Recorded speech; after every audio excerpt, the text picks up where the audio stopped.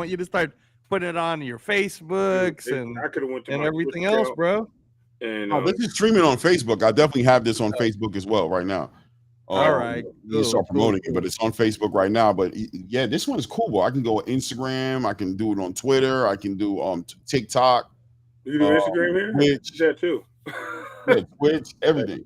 Like Angelo could be doing that right now. He could throw it on one of his channels, and we all three of us, and we just building people into this space, building the space up. Yeah, I like it, man. I ain't gonna lie. I like it, man. And you said the quality's better, right, Clay? I feel The it chat, 100%. the chat will let us know if the But quality. you know what's cool too? If you watch the chat, it actually goes in reverse order, which is really cool too, because it actually shows you like the newest chat at the top instead of like you having to read from the bottom. Right. Like you do on YouTube, Right. which I like. Look, I can do this right here, right? Right. Oh yeah, I seen you do that earlier. You know what I'm saying? And I got the chat right there on the side of the screen, so you can see the chat right there. I mean, this is kind of cool. Oh, that's cool. I love it. Yeah, right, all types of new little improvising, you know what I mean, that they're doing on here to make it more user friendly and more content creator friendly. You know what I mean? All right. So StreamYard lost business, huh? Yeah, they played around too much, bro. Like, I mean, the amount of freezing I was doing and just bullshit I was going through, man, fucking with that StreamYard. It made I questioned everything over here. I cussed out my internet provider. I replaced wires, Ethernet wires, went and replaced them and rewired. And I'm far away from my damn my modem, you know what I'm saying? So I had to replace wires, go through all around the ceiling and around the walls and put stuff back up just to get the same damn results. Nah, bro. Then now I'm here on Restream and I don't have none of those issues. So I mean, call it what they want to call it. It is what it is, man. Yeah. Right. Well, hey Ray, I want to say congratulations on your Pittsburgh Steelers. Doing really well this season so far. Looking like I told you, they'll make the playoffs. And congratulations to Ray on being in the top 9 of the Guillotine League, man. He made it all the way 7. to the. I'm in the 9 group, but I'm 7. Last week I was right 2 or something. Right, but I mean, there's only 9 people left in the Guillotine, and you're one of them. Going all the way, bro. Yeah, we'll see, man. I didn't want to, Clay, but let's move forward. But Angelo pressured you. Yeah, Angelo asked for it. This is what you asked for. Yo, let me tell you all, he's really a martial artist, yo. He had me trapped up, made me tap out. That's funny. That's funny. Yeah, salute to everybody in the building, man. So much to talk about. Shout out to Pop Shot talking about Hitchens. Yeah, I actually talked about Hitchens yesterday, and Hitchens has been, I don't know, man. When we could talk about that for sure tonight, man. Richardson Hitchens, man. I think he's in an interesting position. He's trying to put himself in the conversation of everything going on boxing, but I just think he's kind of out of his league a little bit. And I think he's in a very weird position. Being on the outs with Eddie Hearn is not helping him, you know? And, no, it's we've talked about this before, Clay, where it's such a small industry, man, in terms of it's really like almost like a small, the boxing space and the boxing world, especially when it comes to doing business, it's kind of like being in one of those, small communities in Alabama. You know what I'm saying? Like everybody knows everybody. Yeah. So you can't go do something like, I'm a free agent now. Off of a guy who built it in the beginning. I don't think he realized how bad it looked, and I feel like Keith, is it Keith O'Connell? Keith Connolly? Keith Connolly. Yeah, Keith Connolly. Same guy as Berlanga. Same manager. Yeah. I think Keith Connolly may have kind of put a little bit of a battery in his back, just a little bit. And I think there might have been a guesstimation as to how much star quality was pushing. You know what I'm saying? I think it went a little bit the whole entire King of New York, and now that Berlanga lost his fight, I'm the King of New York, or I don't even know if Berlanga had fought at that moment or it was. Yeah, it was Berlanga. It was that, I think, that same time. Yeah, just I think he thought I don't know what he was thinking, man, but it's like immediately when you saw him do that, you felt it right there. You were like, what's that? Yo, it just looked weird. Yeah, it was like still, right? Like right away. It was like, it was like, what does that mean? Eddie Hearn just took you to your title shot, and he got signed him from the beginning, bro. When no one believed in him. Well, no, when everybody else. No, you got to put that the right way. Angelo took him out of a horrible situation he was in with Mayweather Promotions. You know what I mean? Where Right. he thought he was doing the right thing and he was dying slow, and Eddie was like, "Let me take you from there, from already being poorly handled." You know what I'm saying? And then I resurrected you. Sometimes it's easier when you grab him from the amateurs, or you know what I'm saying, and you build him up that way. He was already kind of like, what's going on with this guy? Yeah. And you know, he moved him in a way, got him a title shot, got him a big payday, fighting against Cambosis in his own home city. You know, worked with him through a horrible performance against Gustavo Limos, right? Yep. Stayed right there with him and worked with him and got him through that to where it was going. And instead of saying, you know what, I am a free agent, but let me talk with Eddie Hearn. Let me sit down and talk with him, give him an opportunity, see if we could work something out, because this guy really stuck with me. Instead, you made it look like he was easy. You know what I mean? Like, all right, man, it was cool while it lasted, bro. Hey, man, where the other guys at, man?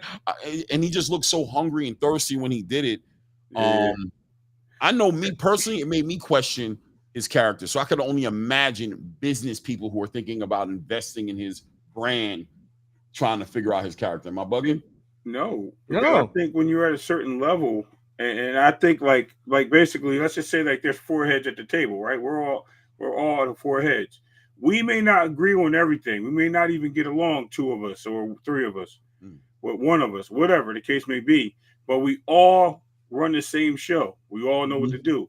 When we see bad milk, we don't pick it up because it's spoiled. We leave it there. Right. So we understand, and we will talk amongst each other about that bad spoiled milk. We're like, yo, leave that place alone. They got bad milk. We're not going there to buy no more. We'll move our business over to this spot because that's spoiled. And that's what he did. He ran himself into a wall, not realizing how bad it looked when he already did, got out of the Mayweather situation. This guy saved you, like you just mentioned. He goes out there and he goes, yeah, I'm a free agent now. And Eddie looked, Eddie made the most weirdest smirk ever at the time. Because he was happy. Horrible. He was happy he won. You know what I mean? He's thinking he's about to re-sign this kid, and then he throws that out there after Berlanga just did what he did a month before that when he left, when Eddie dropped him. And I think that was some animosity from Keith Colon with that. He dropped him. He dropped Eddie because what's the name? Because he was Edgar Berlanga, right? And he was like, I'm just gonna move all my fighters. I'm gonna make you're a star. We just made you a star. We're gonna take this and run. Guess what? Ain't nobody knocking. And now you got a situation where you can't get a fight. And if they're giving you a fight, they're going to give you the hardest and the most difficult. Right. No, there's fights out there I think he can make easily, but the fights he's looking to make, it's like he's trying to make super fights. That's what I'm saying. Like he's not like Devin had mentioned, like, yo, he got to get a fight here first, right? Right. No matter who wins. The only fights they're offering him are tough fights. Gary Antoine Russell, Matias. He don't want those fights. He not, and for some reason they won't make the Teal fight, and they're under the same umbrella, and they're both have the same issue. Yeah, it's not just no reason, bro. There's a clear reason. Well, obviously there's a clear reason, but I'm saying it's like he don't want to make those fights with those guys, right? He wants the easy way out. He's looking for the payday, and win, lose, or draw, he wants the risk to pay for the reward, and he's not willing to take nothing but a fight he feels that's easy. And I'm going to tell you, when I seen him sized up with Devin, and he walked up on Devin, and Devin laughed at him, and they shook hands, even though they hate each other, or he hates Devin so much and envies him, he didn't look like the bigger guy. I'm just going to tell you that. So I was like, bro, this guy might be in a world of trouble even there. So it is what it is. Yeah, and then you're reaching outside of your division is already, and then there's that narrative circulating, which I'm starting to feel like it is what it is. I got to call it. I mean, last night I saw Richardson Hitchens on a podcast. I can't remember the name of it. But I happened to catch him on it literally last night, and I went into the chat. Didn't have that many people watching it, but I asked him about in the chat I put in there, what's up with Gary Antoine? I don't understand why that fight can't be made. And, he kind of like left the chat suddenly. You know what I'm saying? Kind of left the guy like, I don't know what happened to Hitchens. Like I don't know if he's gonna call back. And it's why are you? It seems like he's just kind of running away from. It's nasty work because I think everybody can kind of see it. Like, I don't think it's really hidden, right? Like, everybody can kind of see it. Like, bro, Gary Antoine's brother came on the show, right? Gary's older brother came on the show and was like, yo, Hitchens straight up ran from the negotiations. He said it, like, straight up. He's like, tell everybody. Like, you know what I mean? Like, yo, straight spread it. He straight up ran from us, bro. We tried to make it happen. We was in the middle of negotiation. This dude straight went black on us. You know what I'm saying?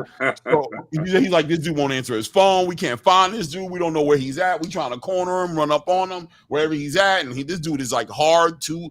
So, and then he's publicly admitted, which I always also thought was funny, his indifference with the rehydration clause. This man legitimately said he wasn't going to fight Subriel Matias because he didn't want to fight him under the rehydration clause. So it's add everything up together. It's just bad look. It's just bad. It is. It is. I'm glad you on top of that. Go ahead, Angelo. I know you was about to tap in. No, I was just gonna say, like, overall, I think when you're just looking at, again, the business of boxing, right? And I think for when we're speaking to the mainstream fans or the casuals who don't really pay attention to it on a micro level, right, where they really understand how the business works. In boxing, it's very much like music, man. And you guys know this. There's a ton of really great musicians out there.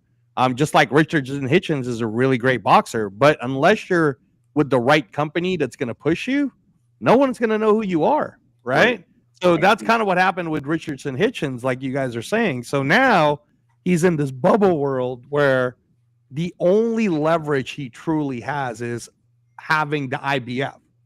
The good thing about being the world champion is that you're going to have a mandatory. So technically speaking, he's supposed to have a voluntary, but if a voluntary doesn't show up until a mandatory shows up, then it's going to go to purse bid. He's going to automatically get a fight. As you guys know, Lindolfo Delgado, which will most likely be the mandatory here pretty soon, he's fighting on that November 15th Mexico card where Top Rank has all their fighters in Mexico because they're still trying to figure out what their TV system is going to be. The Rafael Espinosa card, right? Yeah. It's the Richard Torres is on there, Emiliano Vargas. I don't even know how we're going to be able to watch it. We might have to go get a TV Azteca or something, some Mexican channel, and watch it in Spanish while Top Rank figures all of that out.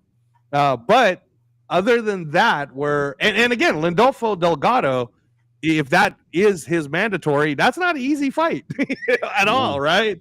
And definitely not going to be a big payday. Oh, not at all. And that's the thing is, if he stays as the IBF 140 champion, then all the people that can come at him, like Oscar Duarte, would be a tough fight. He's ranked number 5 right now at the IBF. Kenneth Sims would be a tough fight. Like Jermaine Ortiz would be a tough fight. Elvis Rodriguez would be a tough fight. Like all of these, and then Adam Azim right now, he's on the verge of getting to the top 5 because he's about to fight Kurt Scobie on the undercard of the Chris Eubanks versus Conor Benn rematch. So if Adam Azim wins that, now he might be in the top 5. So again, there are fights out there for Richardson Hitchens if he wants to defend the IBF. The problem is he doesn't really have a promoter to make a deal with him. So my question back to you guys is Keith Connolly just going to be like, hey, let me talk to PBC and get him to work back on that? Or is he just going to talk to Dana White now and maybe Richardson Hitchens becomes one of the first of the, former champions that will become a Zuffa boxing champion? Yeah. What do you guys think? No, I don't think that. I'm far from that. I think if anything, he'll probably try to weasel his way over with Oscar. Maybe make something there. He's ran that option. He can probably try to go back to Eddie Hearn. That's it. I think that's the only 2 options he has. I don't think Top Rank wants nothing to do with him. If that was the case, they would have picked him up a long time ago. Especially when he came out of the Floyd situation. Nobody wanted nothing to do with him then. Eddie Hearn gave him a chance. So, maybe he could talk to Frank Warren. I doubt it because he's going to be fighting overseas. If Frank doesn't have any fighters over here. So, where does he go besides them 2? Maybe MVP picks him up. Maybe he can get with Jake Paul. Just fight over there. He's a champion. It's only like a limited option. And if any of those guys get him, only one that will protect him will be Oscar in the most cases. You know what I mean? Because Oscar likes to protect his champions and keep them in certain bouts. But at the same time, I don't think that's a good look because I don't think there's enough there in that stable for him. And that means he will have to fight outside the stable and have to make big fights eventually. And Oscar is not big for that, and it's going to look bad on his career, and he'll be waiting forever for a big fight.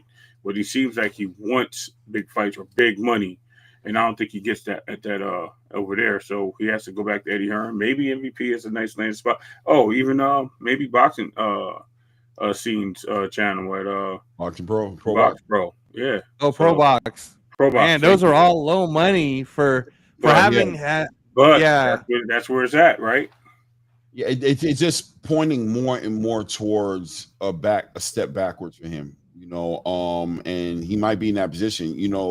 I was talking about Edgar Berlanga a little bit earlier, right? And how he's been moving. He's been kind of getting blessed by the grace of like whatever. Like when it looks like he's down, all of a sudden Tank Davis falls out of the fight with Jake Paul. Kind of looks like there may be an opportunity for him to get a payday there and maybe do something for his profile. And then here, with Armando Resendez getting an opportunity there. And I believe Armando Resendez is a PBC fighter, right? Yes. So Resendez, who just beat Caleb Plant. I Right. think he is signed with BBC. You don't think he is? Oh, No, I think he is. I think he is. All right.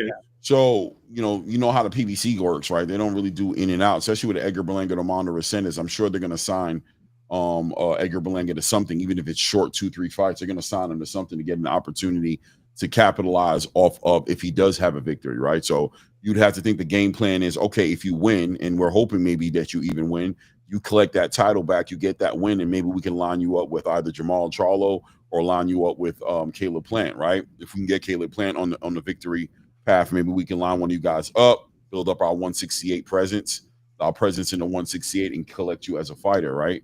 So I don't think it's far-fetched at all that we see Richardson Hitchens over there at the PBC. You know what I'm saying? Trying to be one of their players at 140. They want to be in the conversation at 140. I'm not too sure what they got going on at 140 PBC wise. I know Frank Martin is over there. Isaac Cruz, Pitbull Cruz is still there. Pitbull Cruz is over there. So you want to get in the conversation because it looks like 140 is going to be coming together, right? It looks like Shakur's going to show up there. Keyshawn's already there. He hasn't had a fight yet. It looks like things are happening at 140, and maybe the PBC does pick up a Richardson Hitchens and puts him into that conversation, and he brings a belt, right? An IBF belt, and he can go into the PBC protection program. You know what I'm saying? Get little paydays and not have to fight. I mean, the PBC also has Puello, right? So right. PBC's got Puello. And Gary Antoine. Right. And Gary Antoine. My issue with that, and Clay, you touched on this so many times in the past. Who has the PBC signed in years? Who? Yeah. All of a sudden, there's another low budget payday for this guy. So, is he going to sign a major deal with them? No, because he's going to have to perform and prove that he belongs. And as long as he's not the star, he's going to sit there getting chips. He's probably going to get less chips than what he was getting with Eddie. So then he's back to square one. Does he really go there? And not to mention, does Floyd Mayweather still have ties to the PBC? That's another question too. I don't know, because now he left the situation to go back to the same guy. If that's the case, because Floyd said he is the PBC. That's his announcement. He always says he is the PBC. So I'm just letting that be known. Right. Well, the other thing too that you got to mention is there's always been talks about how Richardson Hitchens is kind of big. So how long is he really trying to stay at 140, especially with that IBF rehydration clause? So maybe, I mean, again, man, what I know that on the latest interviews that Eddie Hearn spoke about, and they always ask him about Richardson Hitchens, he always says that it kind of left a bad taste in his mouth. And because Eddie's in the power position with Rock Nation and he's doing all these different shows globally and, he's got all these different fighters. I mean, Richardson Hitchens, I guess, could try to mend fences, but it's probably going to mean that he's not going to get managed by Keith Connolly. Right. You know what I mean? Eddie's like that. He's going to be like, all right, I'll take you back, but I'm not going to do business with him. Right. Yeah, I'm not going to do business with the people talking in your ear because this already happened with me with Berlanga. Yep. Right. So I'm not doing that no more. Like that. The problem isn't you, Richardson Hitchens. I like you. I saved you. I like you. But you got to get managed by one of these other dudes. And then, so I don't know, man. I don't know. Funny situation right now. You know what I mean? And like you said, the 147 route, he's calling out the winner of Devin Haney and Brian Norman, right? Saying that Brian Norman has nothing for him and he feels like he can beat Devin, which I think is a great fight. You know what I mean? And admirable to Richardson Hitchens for choosing to put himself in a situation to be in the ring with a Devin Haney at 147, but regardless, without somebody there on your side to kind of like help maneuver through these shark infested waters, I think you're in a dangerous spot right now. So we'll be watching to see what Hitchens does. High risk, low reward. And I mean, not even high risk, really. I mean, high risk, yeah, because he's a great boxer. We got, Africa's a great boxer, bro. But the reward, who's going to put the money up behind this guy and make it worthwhile? Who's going to do it? I mean, Keith Conley has his work cut out in front of him, man, to make something happen with him. We'll see what happens. Yeah, no, that's tough, man. That's tough. And you bring up Haney Norman. The closer we get to that, by the way, because the November schedule is stacked for boxing, but the closer we get to that fight, the more excited I'm getting for the whole card. I don't know if you guys caught Sam Noakes getting interviewed, but I don't know, guys. I mean, I love Abdullah Mason, but I told you, man, Riyadh does something to these people. It does something to them. So we might. I'm just saying, if the money's gonna be crazy, like plus 1,000 against Sam Noakes, I just might have to put a little something. Did you see Sam Noakes though saying that he's gonna knock him out? I mean, I'm telling you, if you've ever watched Sam Noakes, he's got grown man strength, right? He's a grown man. That's the one thing people are still. And I'm not questioning Abdullah Mason because I want him to do well. I want him to succeed. I support what he's doing. I love how humble this kid is. He's super into his religion. I can talk on and on and on about how great Abdullah Mason is and how great he will be for the future of boxing and the future of American boxing in particular. Absolutely love the kid. Problem is, he's a kid. And you saw when he got knocked down, he doesn't quite have the grown man strength yet. He doesn't have the grown man chin yet.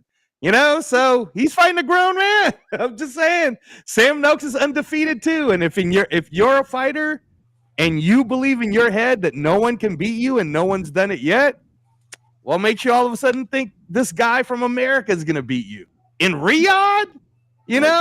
That's what I'm saying. I don't know. 50-50. 50. All of those fights are 50-50. I don't think that one's 50-50. I'm not gonna lie to you, but I do think it's gonna be a task. But I really do think Abdullah Mason is gonna handle him. I think what's gonna happen is Noakes is gonna look good and everything like that. But I do think that Abdullah punches real hard, bro. You know what I mean? And Sam Noakes does too as well. But I think Abdullah will catch him before Sam will catch him. I think that's what's gonna happen. And I think when that happens, it's gonna be. As much as it is a different world for Abdullah Mason, I think Noakes is also going to feel that power and feel the, oh shit, this kid hits hard as fuck. Yep. You know what I mean? And I think that's going to change it up. I'm glad you said that. And I think with the way you guys both built this fight up, I think this whole card, actually the title of the card should be Growing Pains, because I'm telling you, somebody's going to be feeling some pain. Somebody's going to have to grow into it. So yes, definitely something that we need to look into and pay close attention to. Now, I like Sam Noakes. I'm not going to say I like him in the fight as a winner. I just think it's a potential.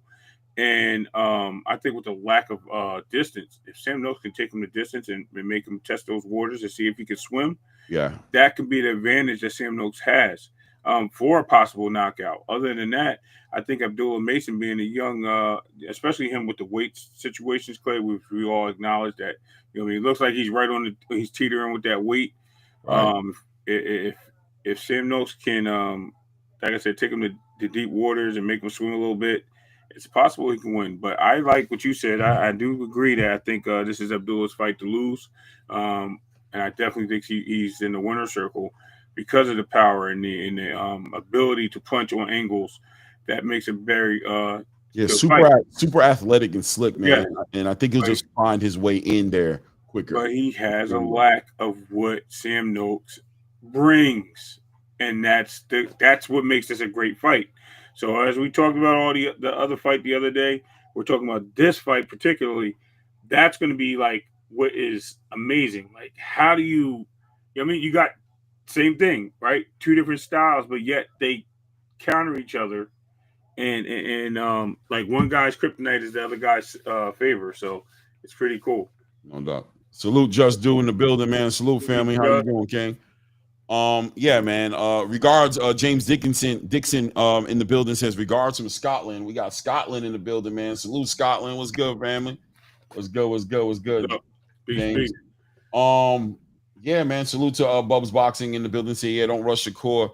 Don't run Shakur. Oh, man, this guy is hilarious. But he's right. He's right. Right now, at this moment, I'm gonna be real. if Abdullah Mason collects that belt, man, hey man, unifications is they on the coming. table. All call outs is mandatory, bro. Abdullah's in that conversation. Now, I think Shakur is a little too experienced, in my opinion, for Abdullah Mason. You know what I'm saying? But hey, a belt is a belt, and Abdullah Mason at a minimum is going to be a gamed dancing partner. You know what I'm saying? So it makes for a great we fight. Get to that point, Clay, because you got to remember, Eddie Hearn's got a surprise for Shakur. You know what I mean? His name is Andy Cruz, who's about to win this title.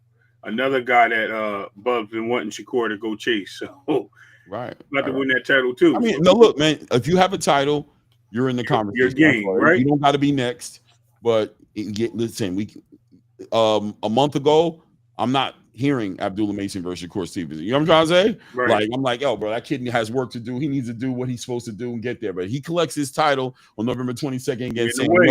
It is what it is, bro. You know what I'm saying? Everybody gates have open, as they say, right? Anybody can get it. You know what I mean? A Mexican, somebody from Japan, anybody, man. You done messed it up, man. You done messed it up. Everybody can get it. You know what I mean? They can get it. Ain't no protection plan over here, bro. Ain't no protection plan. Yeah, I mean that's awesome, right? So let's dive into this Erickson Lubin Virgil Ortiz situation that we're going to be seeing on Saturday, man. By the way, is any one of us, have we picked a winner for this fight yet, or are we still every time we talk about this, it's 50-50. So, but is anybody 50-50 settled anywhere yet, or how does that look right now? I before we dive into the intangibles and into the fight, but I'm just is anybody there yet? Is anybody where they're at? I mean, here's what I'll say on why I'm not 100% convinced. Part of it is I am waiting for odds to drop, right? But Virgil Ortiz was just on the Monday Night Football. He was there shaking hands on the field with Jerry Jones. Right. And I think a lot of times people forget that if you put this much pressure on someone to have to win, you know, I don't like Erickson Lubin isn't the gimme. He isn't the layup that everybody thinks he can be. You know what I mean? Right? He gave a hell of a fight to Fundura. He's on a win streak himself, right? So I don't know. Like if you heard Inside the Ring with Max Kellerman, and they're all talking about how Virgil Ortiz, and I'm kind of like, yeah, but you might piss off the dog. You know what I mean? Like you might be disrespecting Lubin to the point where Lubin's sitting there saying to himself, well, if I beat this guy. Look, I'm telling you straight up, Lubin is feeling that way. He is dead. Right. He's straight up feeling looked. I mean, you look at the poster. Have you seen the poster? It's no. Oh yeah, it's like him. Like it's only like a little bit of him or something that. No, it's basically like Virgil's the moon. He's behind the moon, and you got little old Erickson Lubin beneath him barking at the moon. Like you got Virgil looking like the blueprint, or you know what I mean, the standard, the bar, and you know Erickson Lubin is somewhere down there. When in all reality, Erickson Lubin is a more experienced 154-pound fighter with a better resume at 154 pounds. You know what I'm saying? Just to be honest, you know what I'm saying? Maybe not the best winning resume, obviously, but he's fought, you know, Jason Rosario, he's fought Terrell Garcia, he's fought Jamel Charlo, he's fought Sebastian Fundora, and I'm saying he's fought Jesus Ramos. Like Virgil's fought two great fighters. I'll say in recent fights, Virgil has the better fights in the last two fights specifically, that he's had the better fights. But we got to remember that Virgil comes back from his career almost ending at 147 with bad weight cuts and things of that nature. And he came at it took about 2 or 3 tune-up fights before he actually fought a legitimate 154-pounder. Those 2 or 3 fights were all first-round knockouts where Thomas Delorme and Fred Lawson, and I can't remember the other guy's name, but he had these fights that really didn't do nothing for him. And then when we saw him at his first 154-pound fight, we saw how he performed against Serhii Bochuk. A lot of people thought he lost that fight, right? But still 12 rounds, and then he goes into his Madrimov fight, and he looks pretty decent in that fight in the second half of that fight, and I have to emphasize on that. I'll be right back. No doubt. The first half of that fight, you know what I mean? I got to keep it 100, bro. He wasn't looking like that. He wasn't looking like the goods, you know what I'm saying? People don't want to, it is what it is. I'm not trying to hate on the man, right? I'm just trying to be 100 about it. Now, Erickson Lubin has had great experience. He's coming in with some intangibles. He's made a change in his training. He's with Coach K, right? Karama, right? He's left Cunningham. He's been on his own little win streak. He had a performance. Which, by the way, you got to speak on that because that is kind of interesting, right? Like, did something go down? Because he just won with Cunningham. You know what I mean, right? Like, so why do you leave? What do you know, Clay? You know something. I know nothing. I'll be honest with you. From my understanding, he just wanted a bit of a change. I think Coach K is known for that defense, the defensive prowess, right? He brings that. When you think of Coach K, you think of Shakur, right? You think of Shushu. You think about that type of boxer, right? So at the end of the day, I don't know the reasoning behind it. I don't know if there's an issue there or if that's just, I don't know if they're both on the same page about that. You know what I mean? But listen, what is Coach K going to do in one training camp for Erickson Lubin? Like, right. What's he going to do for him? So would he have been better off? Hindsight will tell us the better story, right? But would he have been better off just staying with Cunningham? Right. And just riding it out, being that you guys have built that relationship and you guys, I would hope that it looks like you guys have been gelling a little bit better. You know what I'm saying? On a win streak, you make this last change in this big stage. I don't know. What do you think about that as a because you come from a training background. So what do you think? Yeah, no, on the training side, what I will say is, I don't know what happened personally, but for such a big fight, so Erickson Lubin's coming off of this 3-fight win streak, beating people like a Jesus Ramos, right? Mm-hmm. He's confident for sure. Is he a little too confident or unrealistic in what he can and cannot do? Is the reason why, like you said, like you're saying, maybe the reason why he switched is because he wanted to work on his defense more.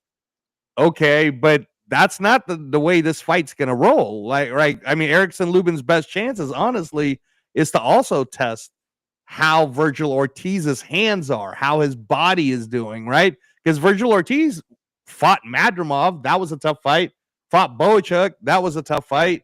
So so it's hard to say. I know that unless there was something mentally messing with his head to stay with Cunningham, I don't know if I would have advised the change. You could always bring other people on to help, but to completely change, I don't know. I don't know what the reason is. I do know that if it's the biggest fight of your life and you lose this one, right? Like, if this as a coach, shot. Yeah, exactly. That's what I was thinking. It's kind of like, bro, if this is it, then what's the backup plan? Because you lose to him, you're definitely now on gatekeeper mode. And you're just going to get paid like a gatekeeper now. You're not going to get paid anymore. So if this is your highest payday, then you should go all in. But the question of going all in on Pro Box. His last 2 fights have been on Pro Box. So this is a step up, a big step up on this type of on stage. And trust me, Clay, like in that in the boxing world, it's so easy for, as Eddie Hearn has talked about, right?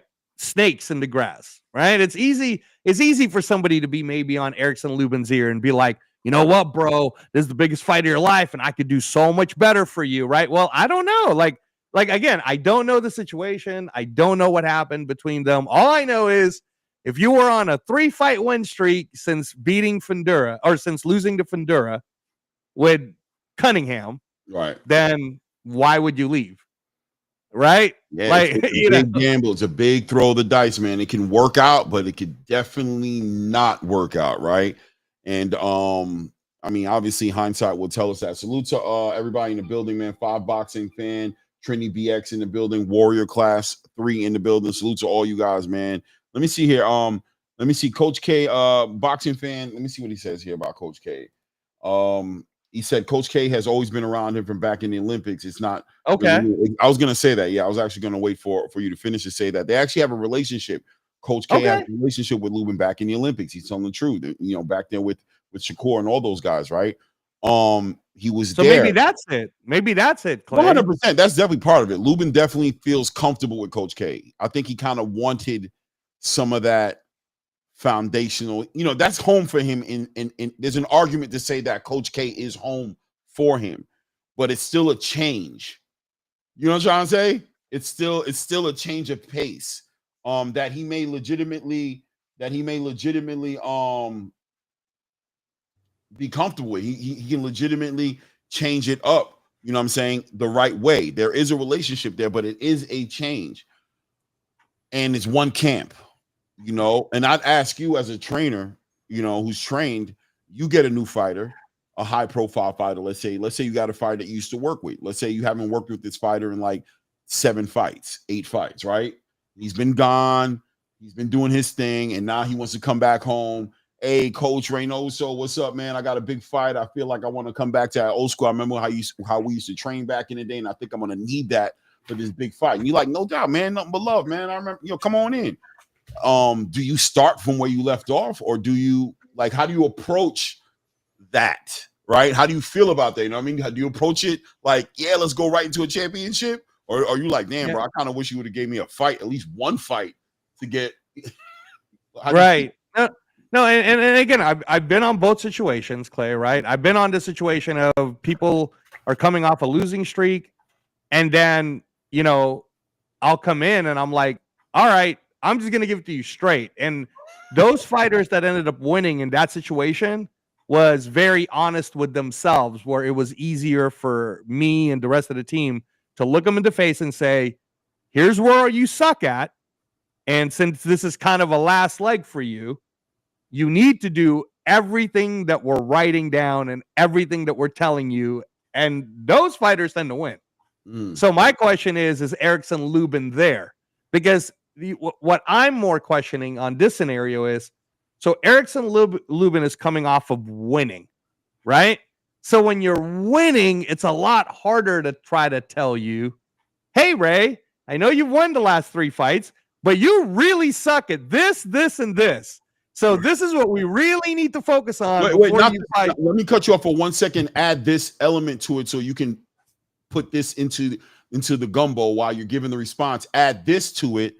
He hasn't looked that spectacular in his last 2 fights. He's won them, so he's not as hard-headed, right? He's looking for something. He's actually coming back to you because he's feeling like, I don't know if the guy who beat Jesus Ramos beats Virgil Ortiz. I don't know if the guy who beats Andrell Holmes beats. I'm actually coming here with conscious, and I'm aware of holes in my game, and I'm remembering you used to be the guy who I didn't have those issues when I was with you. So I'm coming here for that. Now go ahead and respond. Right.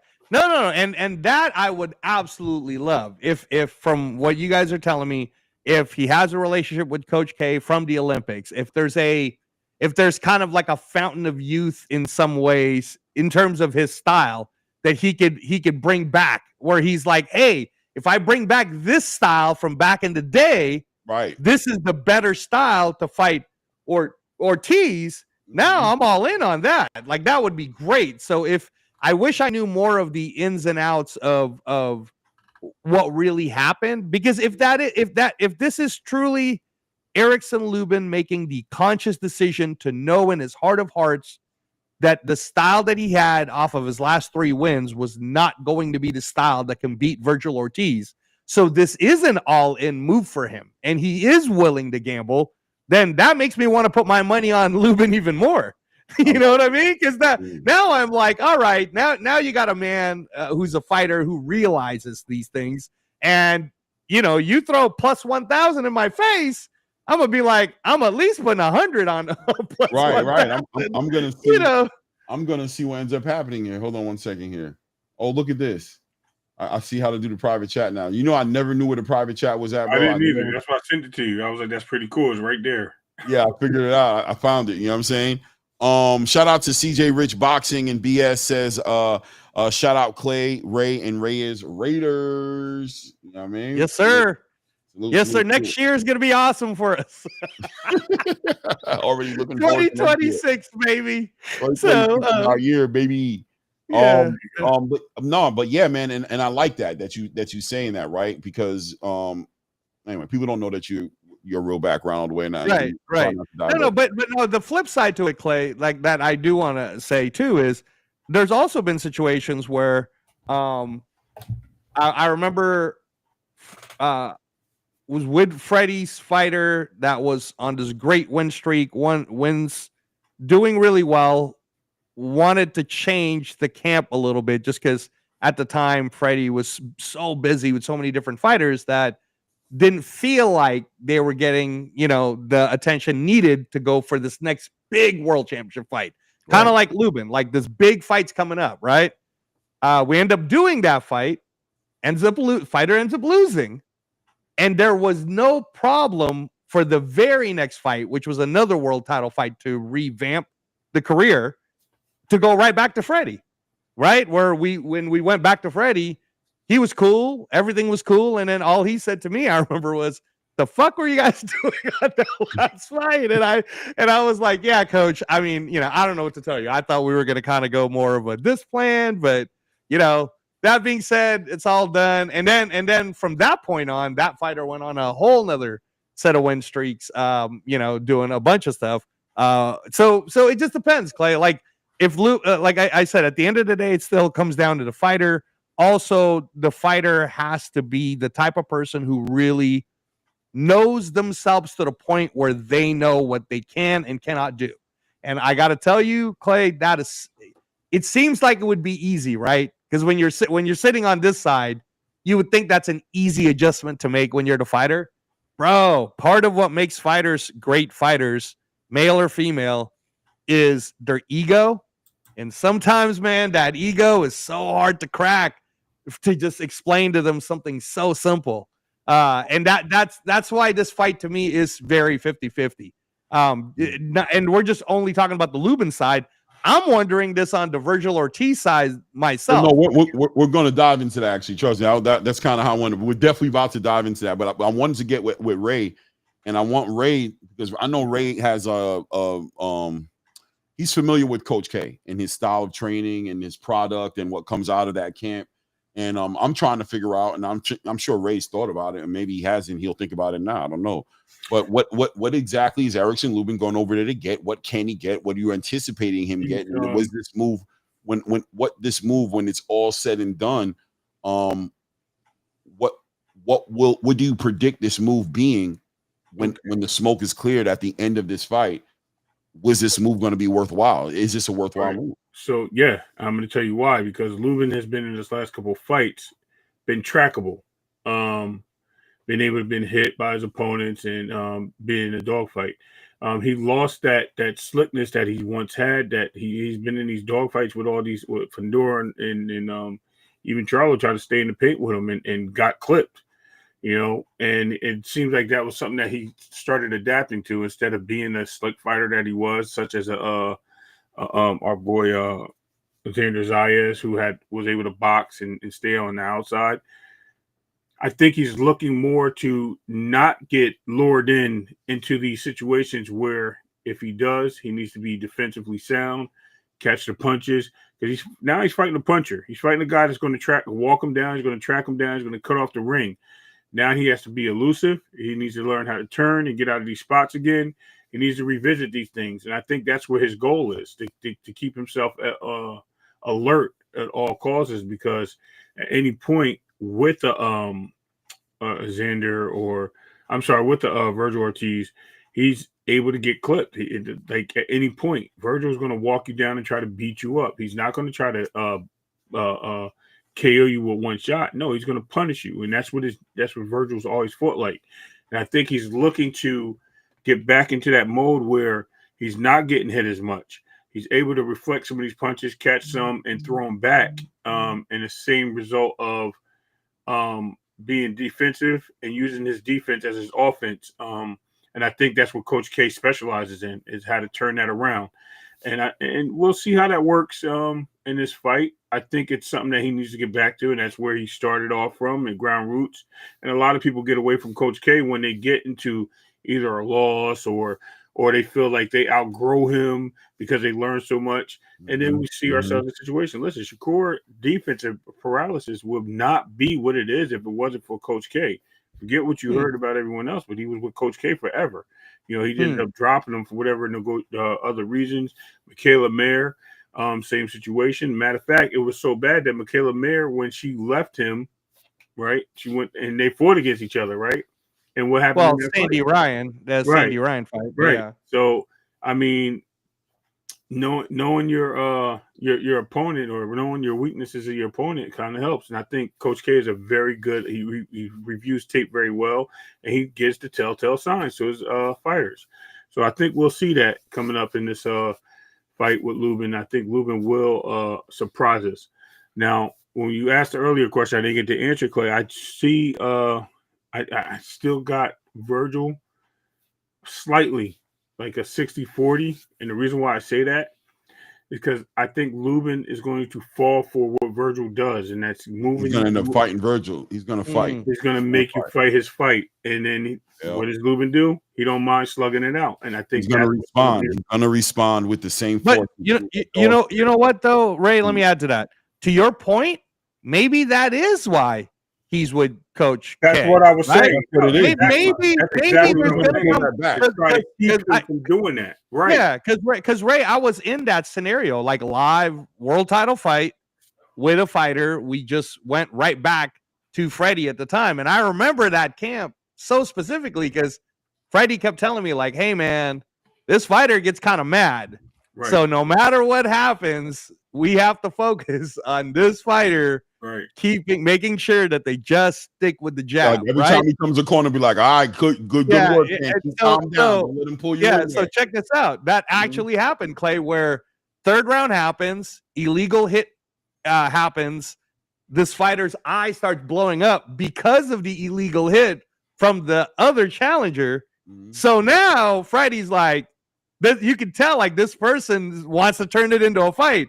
And the second half of that fight was Freddie every time going, "Hey, I know you want to let the right hand go, but you have to keep sticking with the jab every single time." So you can tell like this fighter was almost like half-see learning at the same time. And then to Ray's point, maybe that's why Coach K is there. You guys are talking about his defensive prowess, how he does it. Maybe that's what he's there for. Maybe that's what'll happen is rounds will be close, and then he'll be able to feel that feeling from Lubin because you guys said he's known Lubin since the amateurs. So maybe he'll see it like that little instinct that Lubin has. Oh, I think this is the time for me to get Virgil Ortiz. And Coach K will be like, "Hey man, listen, we could take this guy in the back end." I believe him, you know what I mean? And I think somebody said in the chat earlier, but they were talking about how Cunningham's approach is very aggressive in the corner, right? Like his instructions, like his training is great, but his corner work may not be Lubin's cup of tea. You know what I'm trying to say? Lubin may not be hearing him correctly, maybe a little bit too much aggression or just not the right approach. I'm not saying he needs to be coddled or anything like that. You know what I mean? These are men. This is a fighting sport, but he may appreciate and remember the corner work. I think that's what he has Karama in there for. I mean, I think in the training camp is very important. I think it's going to be there for him. But I think Karama motivates him, gets his attention. And I think that's going to be the difference in this fight potentially for Lubin. And I think, I'm be real with you, I've been on the side of my mind of this is going to be a good look for Lubin because I know people keep looking at it like Karama's going to completely change who Lubin is in one camp. And I don't think that's what this is about. I don't think Lubin needs to completely change. I think Lubin needs that instruction in that corner. He needs somebody to be in that ring with him. When Lubin goes back to that corner, he needs somebody who's going to give him a game plan to go into that next round and win. And if he comes back, God forbid, losing a round, he needs somebody who he has faith in, who's going to be able to get him back into the winning column, somebody who he feels confident into buying into the game plan of, you know what I mean? Right. Real interesting. So let's go ahead and move on to the next guy here, Virgil Ortiz. All right, let's leave that there for now. And let's look into Virgil Ortiz and the intangibles there, because Virgil Ortiz, coming off of two of the, I would say in the past year, has fought the best competition at 154 in comparison to his peers, right? For Serhii Balchuk and for Israel Majumov, right? Rambu Ennis has fought one fight against Usman Lima, right? Erickson Lubin himself fought Andriel Holmes and fought Jesus Ramos. And did he fight one more fight? No, that was it, right? Just Jesus Ramos and Andriel Holmes, right? It was Jesus Ramos. It was Andriel Holmes, Jesus Ramos, and he also beat Cuba Arias. He beat Luis Cuba Arias, then Jesus Ramos, then Andriel Holmes. Right. So, well, I would say Jesus Ramos is his last two. You know what I'm saying? His last two. And so those fights right there, I think, I'm not into the triangle theory, but I am into the last two fights theory. You know what I'm thinking? I think those prepare people. Like, I think that's going to be something very evident when we're talking about and breaking down the Brian Norman versus Devin Haney fight. I think we're going to have to talk about Derek Cuevas. We're going to have to talk about Giovanni Santillan. And we're going to have to talk about Jin Sasaki, and probably not even Jin Sasaki that much as Derek Cuevas and Giovanni Santillan. I think we're going to have to talk Devin, Jose Ramirez. We're going to have to talk about Devin, Ryan Garcia, you know what I'm saying? And maybe even bring up Lomachenko, right? But this situation right here, Virgil's had some good experience. He's not. First, Serhii Bohachuk, what did y'all think about that fight with Virgil? And I thought, I mean, again, I've said this before. I've said it on your show. I've said it live. I thought Virgil lost the fight. But having said that, it wasn't very close. It was very competitive. I guess you could score it the other way if you really wanted to. At the end of the day, from what I understood, his hands were jacked on that fight. So if I'm going off of that there was an injury, then now my respect for Virgil Ortiz went up higher. Because if you're fighting a guy as good as Bohachuk and you're able to pull whatever that off with messed up hands, then my respect for you goes up. Now, the Madrimov fight I thought was also a close fight. No, let's not do that one yet. Let's stay right here. Okay. The Bohachuk fight. I want to go to Ray. Bohachuk fight. I just want to know. I already know. I think I remember who you picked as the winner at the end of that fight. I think we might have called that fight together. Yeah, we did. We did, right? So I know about that. We were in disagreement when you went back and rewatched the fight. Exactly. What I want to know from you is hindsight now, looking back at that fight, development-wise, was there any value in that fight? And where are you on Virgil Ortiz after a fight with Serhii Bohachuk? You know what I mean? What did you think of that fight? So a lot of questions came up.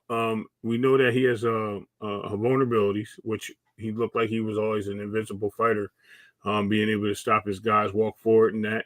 We see the vulnerabilities. We've seen that he was fighting Bohachuk, and in that sense of they were two of the same fighter. I think we went into that. I was like, yo, it's like the same fighter. It's a mirror image. Now, what made me pick, and I thought why Virgil won that fight, is because I figured that even though it was a close fight, Virgil got knocked down twice, and he was still in the fight. And even with the points taken away, you're still there where you're leading on some of the cards, and if not, you're dominating some of the cards. And I think you were able to outpunch a guy that was punching with you, and a guy that was really standing in the paint with you. So that's why I kind of led to him winning the fight. But ultimately, it was a challenging fight for him. And I think that it opened up a lot of what can Virgil do better. And I'll wait till you go to the next question, but I haven't seen. Yeah, let's wait. So let's go. Peace, Bobby Lee. Salute to my brother, Blue Blood Sports TV in the building. Salute, Blue. What's good, family? And let me take an opportunity to go ahead and deal with these super chats real quick, so I don't leave them hanging too long.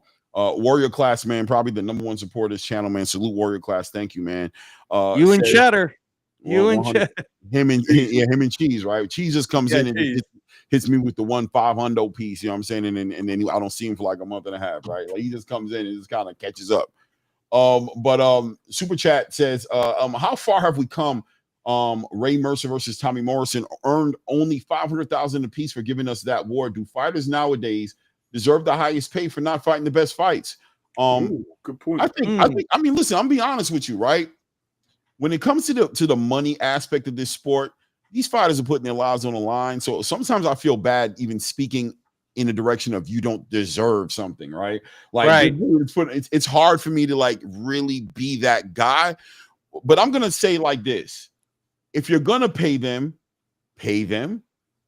But I think it's fair to think about the people who are facilitating, who are buying the product, that are giving you ability to make it worthwhile you paying them, to make sure that they're fighting the best fights. You know what I mean? I think that's only fair, right? To the fans that are asking for to pay, you know what I mean? So, I mean, that's where I'm at on it, right? Like, is it fair to give a fighter his highest pay for not fighting the best fights? Not to the fans.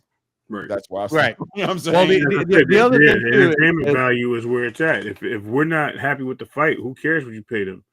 Right. The point of the matter is the pay should come basically for the fights that the fans want to see. If it's just a fight that you're just taking on and you're just going to bring in a guy from let's say somewhere. Let's just lose it somewhere is where it is, and you beat the brakes off them. No, I don't think that payday should value what we consider. I mean, it should be based on your adversity that you have to overcome, based on your challenge. All those things should play up into what you get paid. If not, then why? I mean, you're professionals. If you're the king of the hill, then you're the king of the hill. I get it. You can fight anybody, but yeah, it should definitely be levels to this. And there's Well, not. Well, the other thing I'll say too is, and I always have to put it on this perspective too, Clay, is that's a different time warrior class. But at the end of the day, fighters, they're going to fight, right? Like if they're for real, they're going to fight anyway. But back in those days, those particular fighters you're mentioning and that era of fighters, they really did. They were more like 80s NBA, where they're like, no, I know I could beat that guy, and I actually want to guard him, right? Versus nowadays, the problem, Clay, and as you know, and you know this too, Ray, the new generation is more, well, I'll fight him because I believe I could beat him, but the money's got to be right. Like that's not how it was back in the day. It was just, bro, I could beat that guy, and then it was the management and everybody around him going, all right. We just got to get you the best payday we can to fight the very guy you keep asking us to fight, right? And what we're hoping in on this side is this turkey change has now maybe gotten some of the fighters, not all of them yet, but some of them to say, screw it, I'll let you guys decide on the money. I just want to fight that guy because I know for a fact I could beat him, which is why I think we're so excited about the Virgil Ortiz Lubin. Lubin's on the side of, I don't even really care about this money right now. I think I could beat this guy. So you guys got to give me a chance, right? Right. Warrior class of the $5 says Clay Ray panel breakdown styles make fights. Virgil Ortiz Mexican flat-foot pressure style versus Erickson Lubin Philly athletic movement aggressive style. I mean, that's what we're doing, right? Shout out to Warrior class. That's what we're in the middle of doing. So let's not get too detracted because I want to stay in the 2 hours. So let's go back to Virgil Ortiz. So we were just talking about Serhii Bohachuk, and we were talking about that fight right there. And going into the next fight now, he gets this. A lot of people thought he was gifted to winning this fight. In that fight, when I called it for Virgil Ortiz. I ain't gonna lie. I called it for Virgil Ortiz. Yeah. Everybody was killing me. What? Are you crazy? You know what it was? It was the knockdowns. I knew that was going to be an issue. When you see somebody get knocked down twice in a fight, it's hard to give them a win. You know what I'm saying? It's just like, what did he do that would negate 2 knockdowns? Like, did he really win every other round except for those rounds? And I totally get it. But when I scored it, that's how I scored it. But I revisited it because I remember everybody was so up in whatever you call it about it. So I rewatched the fight. I think like the next day or 2 days later, I rewatched the fight. And I was like, damn, I ain't gonna lie to you, bro. I'm kind of seeing it. I think Bohachuk might have won the fight, but at the end of the day, it's a fight that it wasn't a robbery. It was too close to be a robbery. It was just it was 1 or 2 rounds difference. A round you might have thought this guy won. I thought that's all it was. It was like 1 round difference. Right. What did I notice in that fight? I noticed that Virgil wasn't adjusting. He was just pushing. He was hammering his point, right? He didn't compromise. He just kept on. We're going to stay right here. So I said, okay, that made it fight of the year, right? That made it an exciting fight for us as fans to watch, to see him approach it like, we were sitting there like salivating, like, yeah, give us more. Right? I'm saying, give us more. But at the same time, when the smoke is all cleared and we've all calmed down and we look back at it, I said, damn, bro didn't adjust. Right. That's pretty interesting. He didn't adjust at all what Serhii Bohachuk was doing. So, okay, fine. Let's roll into the Israel Madrimov fight, right? Okay. He's picking another hard fight, right? Like, let's remember now, he was getting ready to fight Jerron Boots Ennis. Yes. That's what he thought he was getting ready to fight. And Jerron Boots Ennis turned out, we saw what happened. That's why today we want to make sure Jerron asked for the fight. We don't play that shit no more with Jerron. Ain't no assuming nothing with Jerron Ennis because you might be thinking he was something, and that's not what he's thinking at all. All right. Let's also not forget, Clay, that Israel Madrimov was supposed to fight I think it was Terry- Boachuk. Yeah, Terry Right? Boachuk. And I'm about to put something else in there also, right? As to the reason why he didn't fight Boachuk, right? But anyway, all right, because some people want to say, oh, it's because he wanted to make the bigger fight with Virgil. There was actually a reason put out there that I think hindsight says I believe he was telling the truth. I think that's what the reason was. But regardless, rolling into that fight, what I said was, damn, Virgil's really going for it, right? Because he was talking about fighting Jaron Ennis. He wasn't going up. He wasn't taking tune-ups. That's one of those things, like you said, Angelo, you just got respect for him and thinking the fact, like, damn, if your hand was injured and you were going to fight and you fought Boachuk that way, I got to give you respect off the strength of that. Well, how about his hand was injured? He didn't have the surgery yet. He was getting ready to fight Jaron Ennis. He was willing to do that. So we already know the dog that he has in him. El Perro, we might have to be his nickname, right?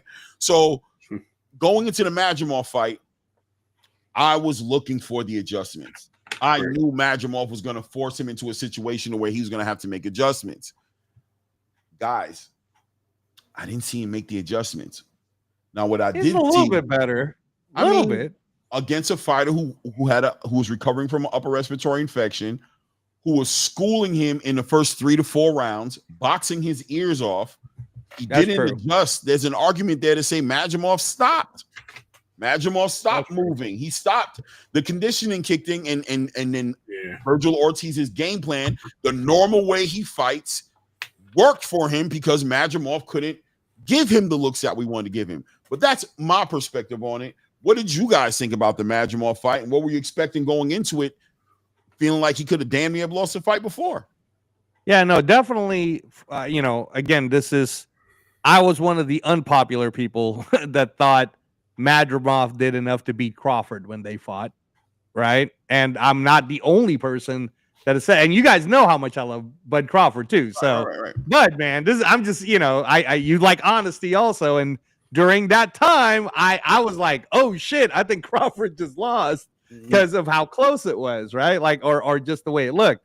And I kind of figured Madrimov, if you followed him and you followed his amateur career, I thought he was going to destroy Virgil Ortiz in the sense of like really outboxing him, kind of like what he was doing in the first 4 rounds, right? Mm-hmm. Which is why, Clay, I was saying that I felt like in that fight, we do have to give Virgil Ortiz props that he showed some adjustments to be able to so I think when we say Virgil Ortiz is making adjustments, we're not trying to tell you that Virgil Ortiz can look like Trinidad on one hand and then on the other hand look like Oscar de la Hoya.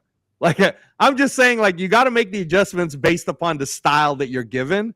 So I did think that Virgil Ortiz made some adjustments, very minute, like things that you got to really pay attention to complement his forward style. But at the end of the day, that is the question. The question begs to be, if Madrimov was not sick with the bronchitis, which affects your lungs, could Madrimov had outboxed them in the last 3 rounds, right?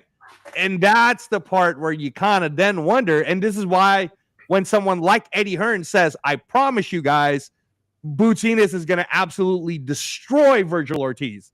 And then I'm saying the same thing. I'm like, yeah, man, I don't see a world where Boots doesn't destroy Virgil Ortiz. And I love you, Virgil. You're a Raider fan. I love you, man. I'm just saying what Clay's talking about is unless we see something different, unless we see you all of a sudden show us, oh, shit, that's a new wrinkle to his game, right? Like we're seeing him using the jab more. He's changed levels to his jab. He's doing double triples now, right? Until we see that, and Lubin would be an excellent person to show us. Excellent person. 100%. That's what I'm looking forward to seeing this one. But I mean, adjustments is another fancy word for problem solving, right? Right. Are you able to solve problems? Are you a problem solver? You know what I'm saying? Matchmaking is a hell of a skill set, man. And will have you thinking fighters are way more developed than they really are, man. But without a doubt, Virgil Ortiz is getting ready to be tested in that way. I'm going to send it to Ray, man. What did you think about the Madrimov fight? So I'm going to bring something to you guys' attention. Maybe you guys didn't pay attention close enough in the fight, but you noticed something different with the footwork of Virgil Ortiz. I just heard that he's flat-footed. No, Virgil actually was on his toes. He was moving forward on Yeah. his toes. He was able to pivot very well off his toes. He was not sitting flat-footed. He was able to. He was trying to box, and I think moving in with the high guard to box was something that he started with. Once he figured out, and we talk about adjustments, that he could not box with Madrimov.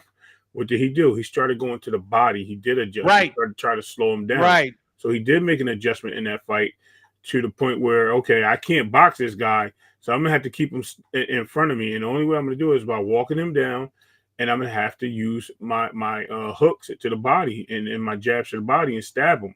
Once he did that, he kind of like slowed Madrimov down enough where he could start landing the shots that he wanted, and then he became more comfortable and throwing the shots that he wanted, where Madrimov was less elusive. So yes, Virgil Ortiz, in my opinion, did a much better job in that fight than he would have. Now, I do, like you guys just mentioned, I would have credited some of the flaws that Madrimov had. Maybe if he was able to withstand some of those body shots because he was able to have more wind in his lungs. Maybe Right. he adjusted himself, and maybe he would have moved a little bit better Right, too, to get away right. from the body shots. Correct. And I think with Lubin, I think it's going to be a sense of, does Virgil use those same techniques? Does he stay on his toes? Is he boxing with a training with a Bam Rodriguez, who's a smaller, quicker fighter, just to get him in the ring, to have somebody elusive for him to walk around with and see? Like, that stable's big over there with Robert Garcia. So there's a lot of guys for him to really have good dance partners with. Are there people over there though who move around slick fighters, or are there just a lot of who's moving around over there giving those looks? Like, who would you say out there? I mean, without a doubt, the stable's super deep. But anybody on top of your head? I can't think of anybody. Everybody likes to come forward and fight hard, unless he's in there sparring with Bam Rodriguez. That's what I said. I think I was gonna say. I think Bam. There is another fighter though. I'm trying to think of his name. What's the other guy that just fought? I mean, he lost, but he's also kind of like a little bit more.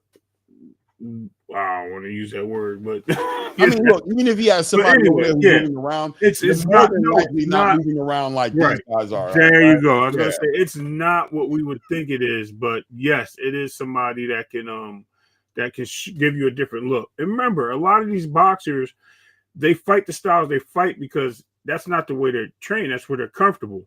Most of them.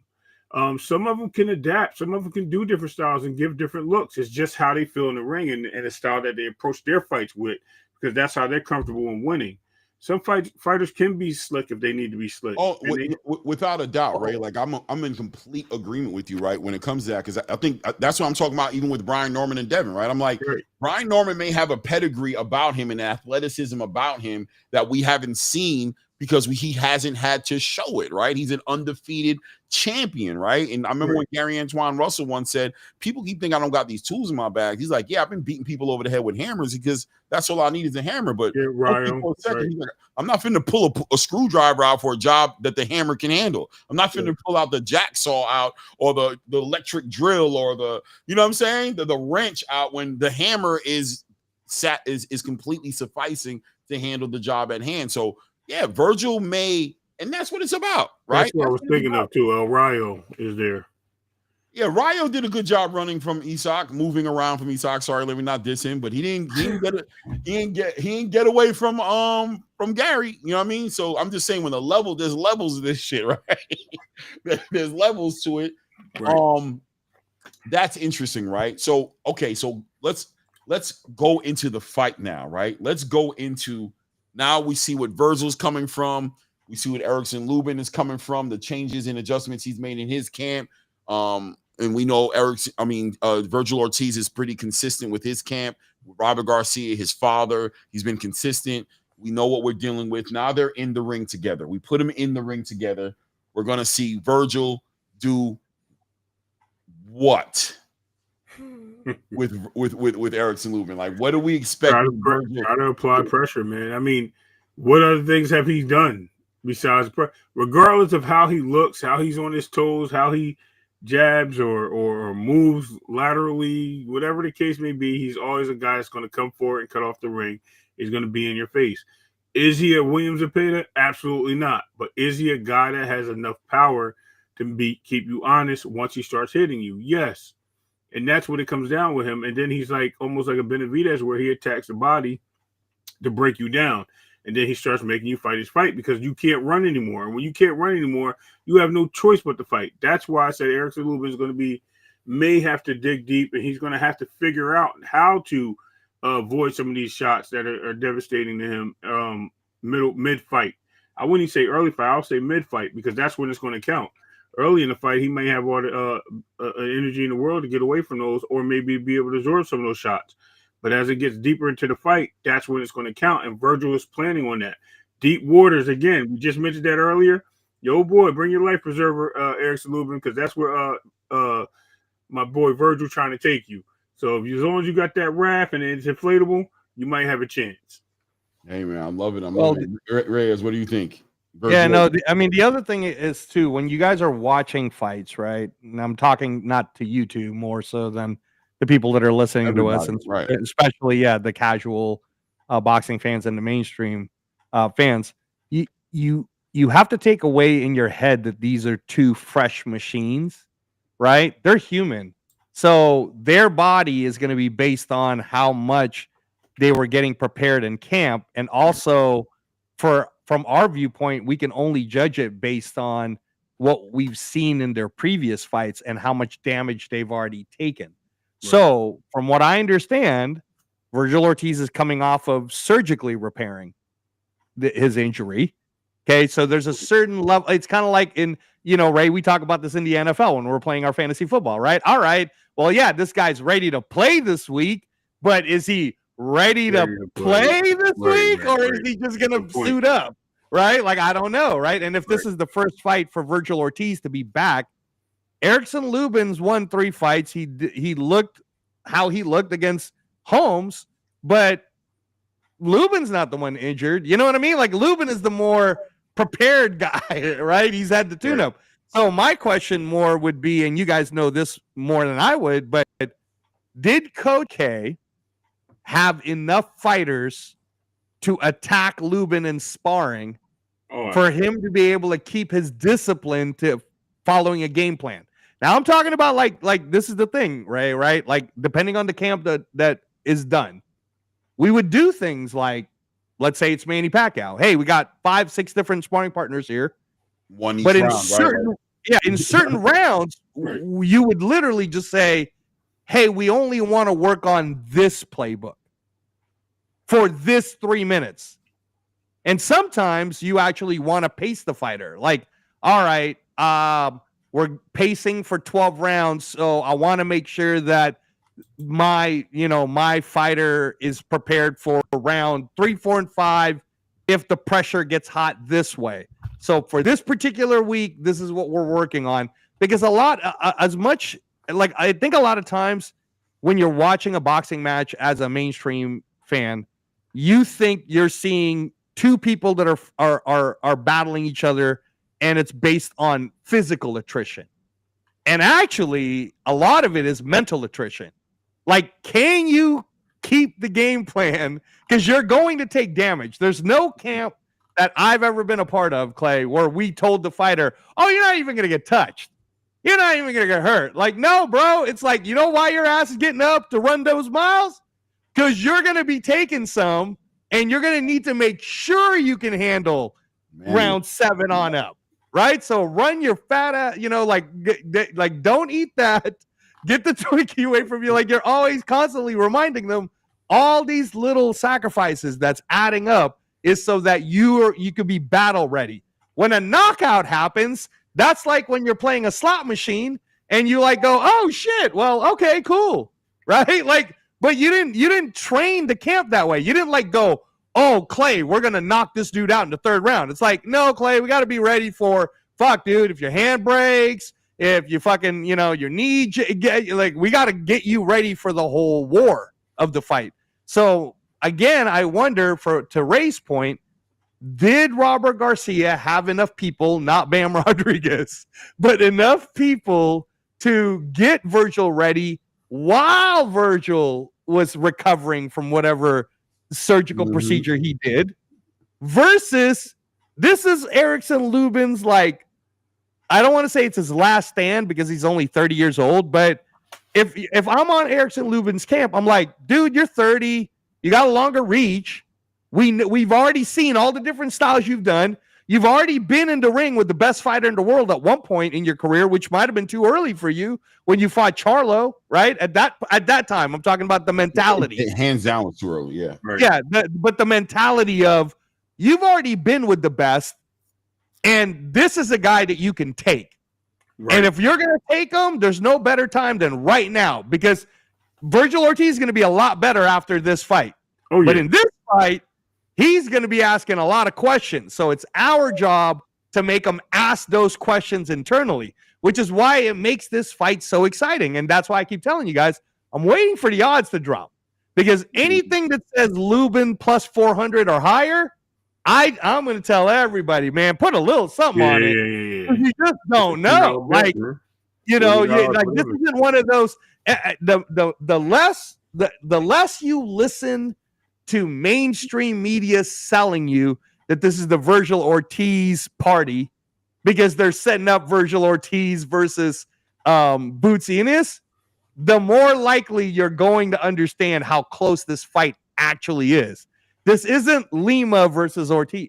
This isn't Lima versus Boots Ennis. All right. This is Lubin is a real. It's a real challenge. It's a real dog. And we haven't even really brought up, Clay, that what if Lubin does pull off this upset? Right. Do we now see? You know, that's another part of the conversation, right? I wanted to stay dialed in a little bit, right here. I wanted to stay dialed into Virgil Ortiz against Erickson Lubin. Virgil's game plan against Lubin. Where do you see this landing for Virgil as far as the ideal situation for him? What is he trying to accomplish in that ring? I mean, it's easy just to say he's trying to knock him out, right? Right. But, you know, no, you can't do it that way. No. That's not what he's doing. I'm saying if somebody, I could ask somebody what I think is going to happen. They're going to tell me Virgil's going to knock him out. Right. That's easy to say I get you. Yeah.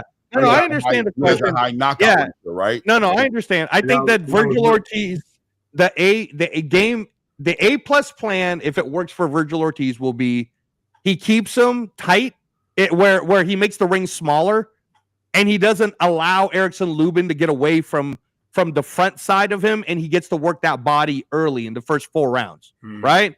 If he could somehow impose that and take away some of Erickson Lubin's chances in the back end of a fight, then that will work out for Virgil Ortiz.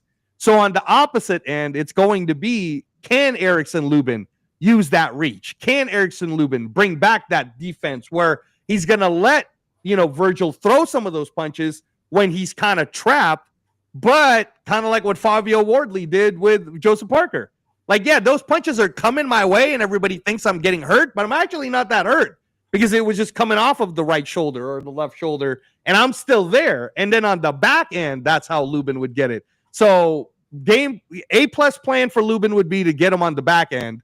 A plus plan for Ortiz would be let me slow him down in the front end so that I could win in the back end, whether it's decision or knockout. That's me, Ray. But what do you think?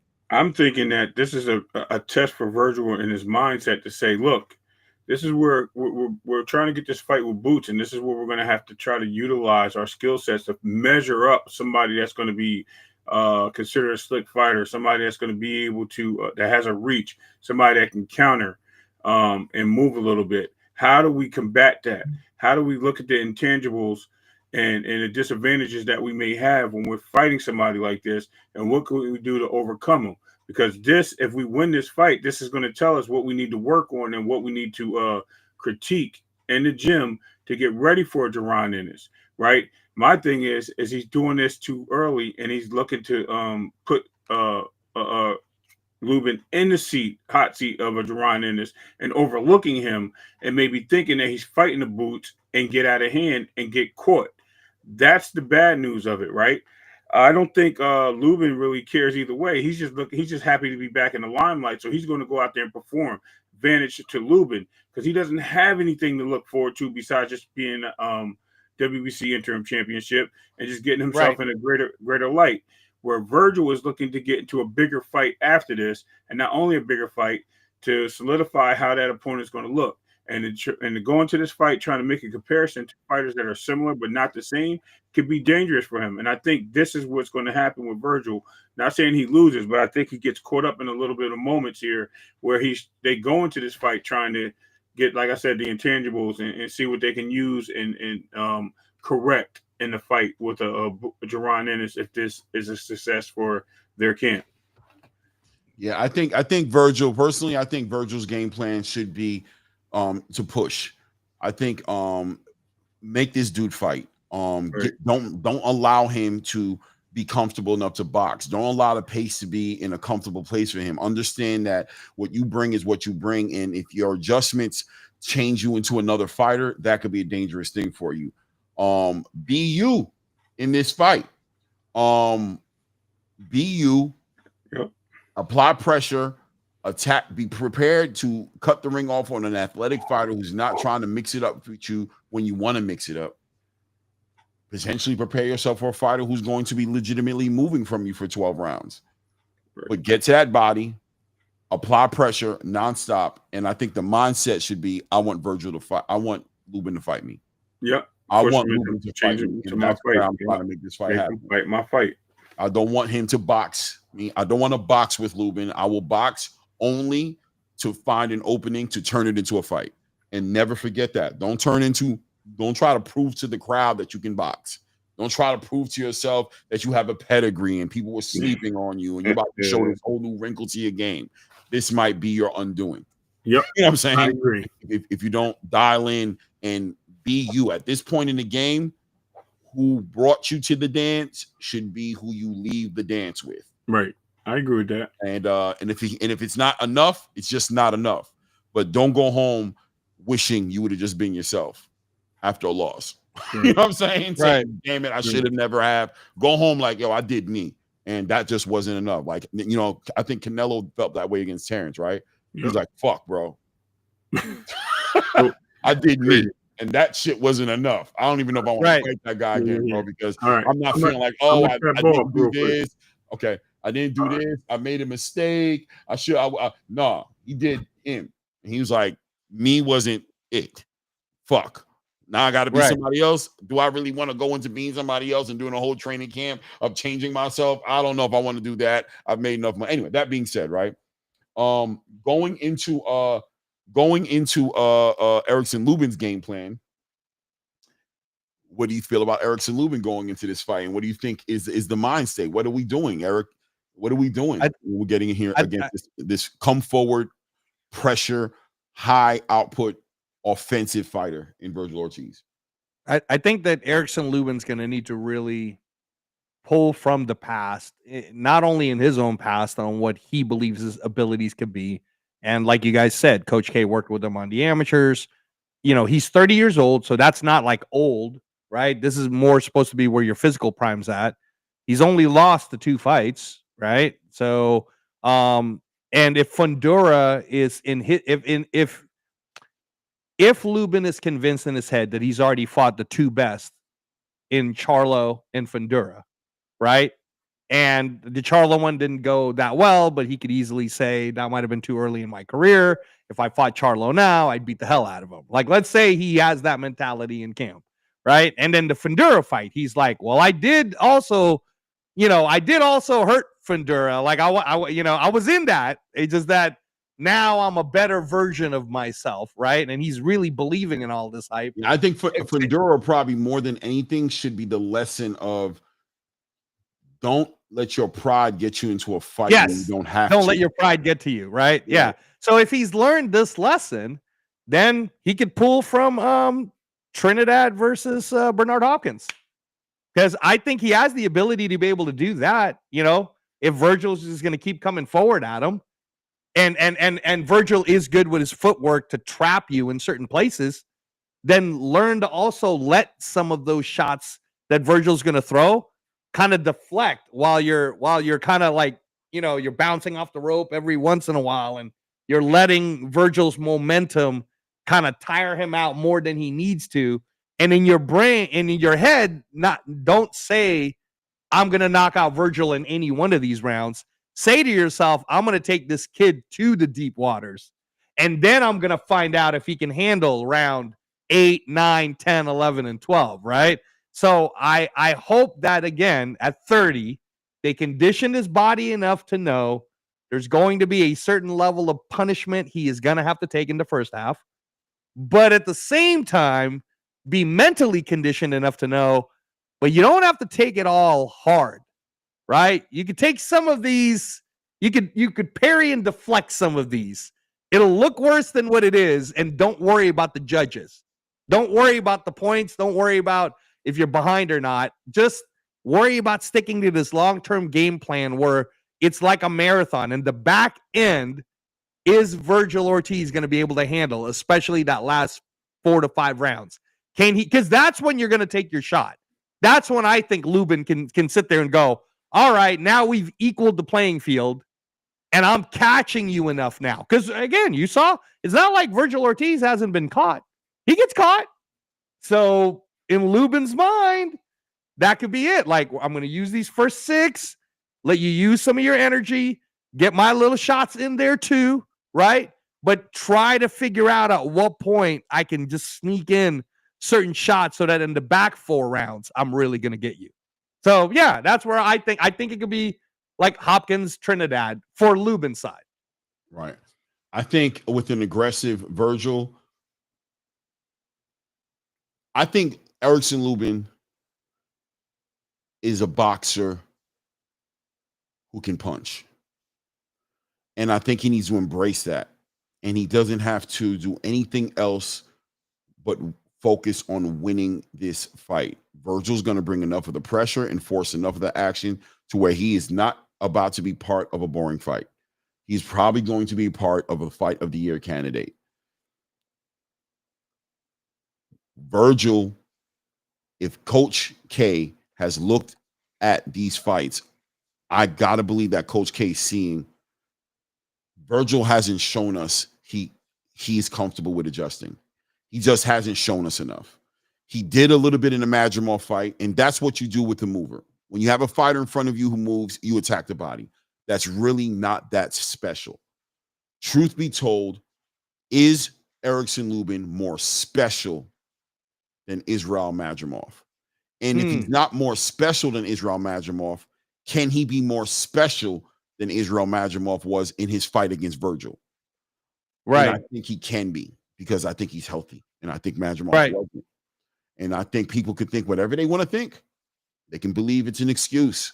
They can sit here and play that game. That's everybody's prerogative to not hear excuses, right?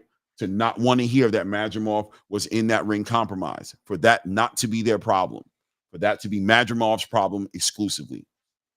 I push back and I say, no, it can be Virgil Ortiz's problem as well. Because if that's successfully adjusting, it might be a long night this Saturday against Erickson Lubin, somebody who doesn't have those issues.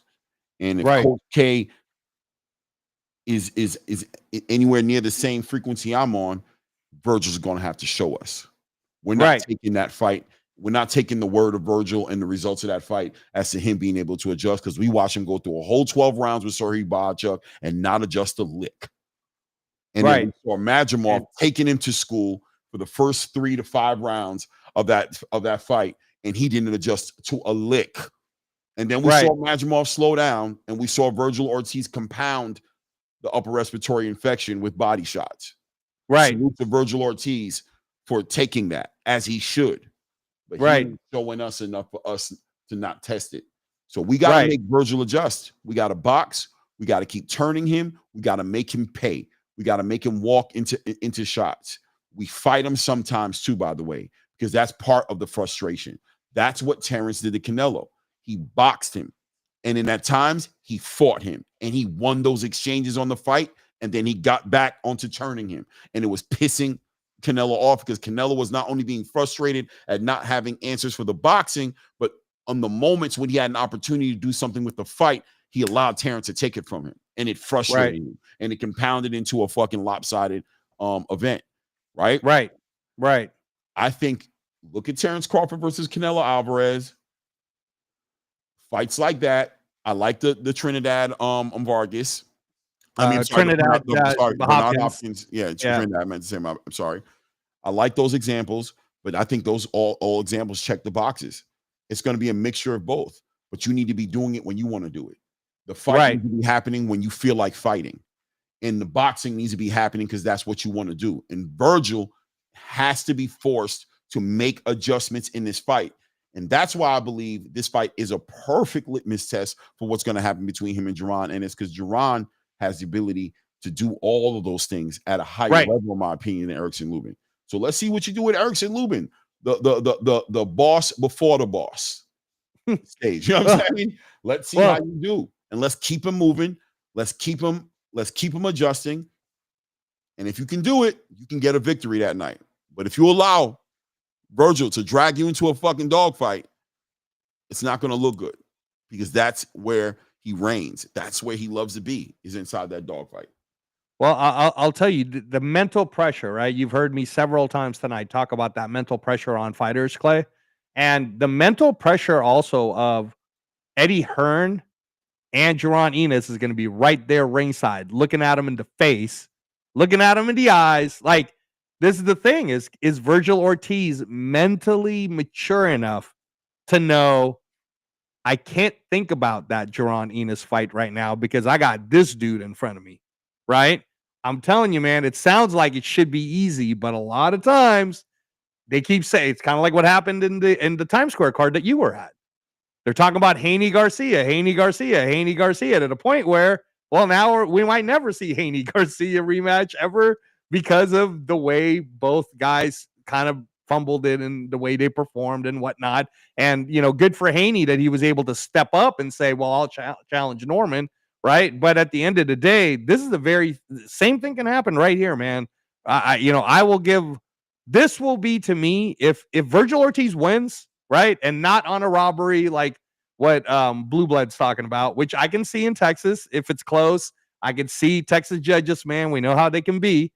But if Virgil legit in front of all of us shows us that at 27 years old, not only did he handle an Erickson Lubin who got to be with a defensive coach, but he handled him well. Like, no, I beat him.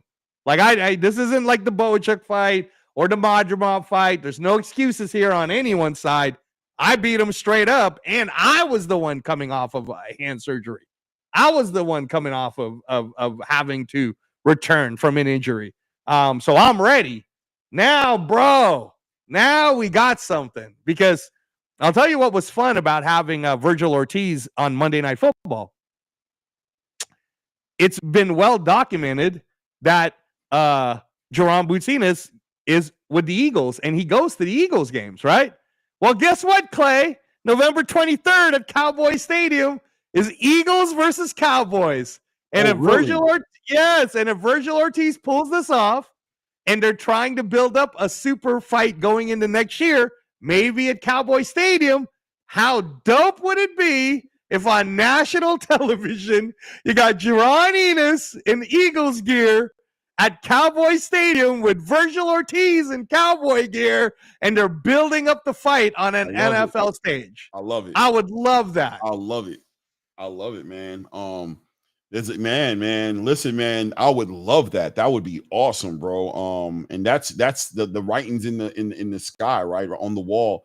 Obviously, for something like that to happen, we seen like you said, Virgil was right there at the last night at the Cowboy shaking game, up Jerry's hand, wearing his Cowboy t-shirt.